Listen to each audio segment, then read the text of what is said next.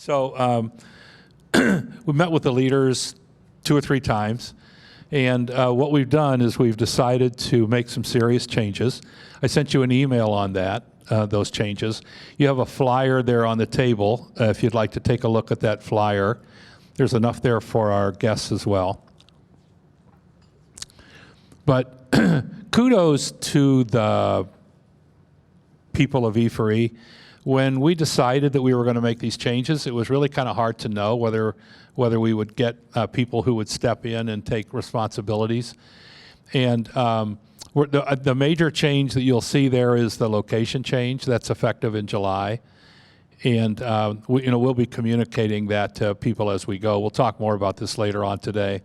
But I'm pretty excited. I think the idea of expanding to 2 markets from 1 will be a step in the right direction. I've long thought about how could we do something downtown, and there's a lot of changes that are going on downtown. I know people like Brian and Tom can attest to that. So this will allow us to have 2 locations rather than 1. We also changed the subscriber so that for people who only want to subscribe, that's a second handout there. People who only want to subscribe for 6 months. Let's say I work downtown, I really don't want to be a subscriber, so they only have to subscribe for 6 months rather than for a year. So we changed the subscriber formula for them. Okay, so number of changes, and I'll just be real brief about this. Cynthia is now driving the program. She's already put together the programs for the 3rd quarter. Those of you who are involved know that you're involved. That's a big thank you. Appreciate you stepping in for that. Cynthia's also working with Will. They'll be driving Meetup and what happens on Meetup. So if you have any questions about that. Mark Breimer will be in charge of the Bring a Friend campaign, right? And Mark, you said one thing, Bring a Friend in the... Yeah. So Mark will be driving the Bring a Friend campaign. Karen Fox and Glenda will be working with Mark to keep track of our participants. So there's a lot that goes on behind the scenes.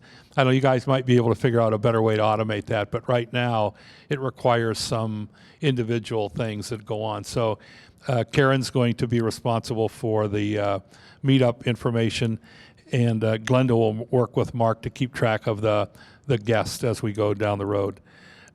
Andy's going to be our subscriber guru. He got that assignment while he was on his way back from Texas. Were you coming back from? So he really doesn't know what he's doing yet, but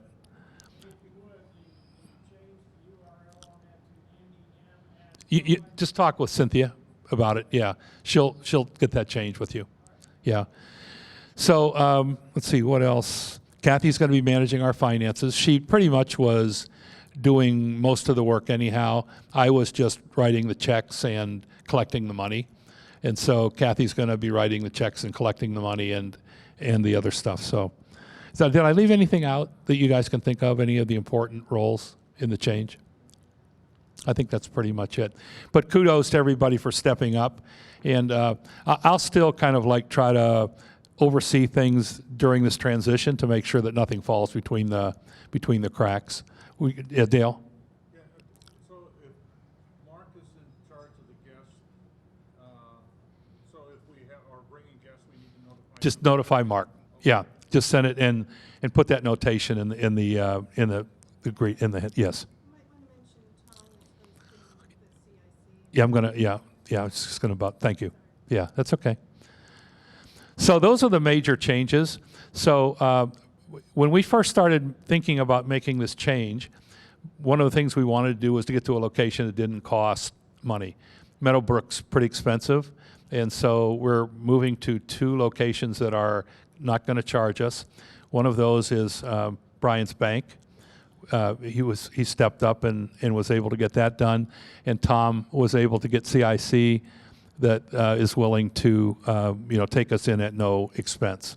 So this has a huge improvement in the way our cost structure is. So we're constantly driving down costs. Tom, do you want to come on up and tell the group a little bit about the online strategy, which is kind of unfolding. And so this is part of what I wanted everybody to hear. Good morning, everyone. I'll mention also, for those of you who have not been down to the Cortex District, down to CIC, I encourage you to be there. It's going to expose us to a new audience, a new community. It's arguably the hottest, most vibrant small business community in the city, if not in the region. So Thursday afternoons, they have a networking event called Venture Cafe. Thursday from 3 to 8 p.m. at 4240 Duncan. I encourage all of you to come down there. That's the building at which we'll have these events. As far as our online strategy goes, you know, the impetus for some of these changes was cost control, and clearly we want to operate at break even or better here for all of us as partners, for Bill's sake, and so forth.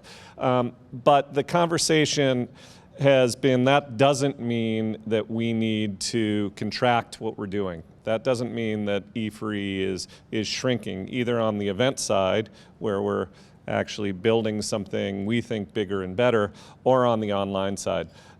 So what I am going to be spearheading with help from a lot of people in this room is fundamentally an expansion of our presence online, where you're going to see more content posted on a more regular basis. You're going to see more emails, shorter emails, that are promoting the expertise of all of you, promoting the contributors, short sort of text-based emails. Hey, here's a tip, here's an idea, there's more about this on the website. More connection to social media with the content that we're doing. And ultimately that's to be done for a few reasons. One is in providing that expanded online content, we are doing a better job of promoting the events, and we want more people at these events. We want more people subscribing to the ticket packages that we are offering. But we also want to create maximum value for the online product standing alone.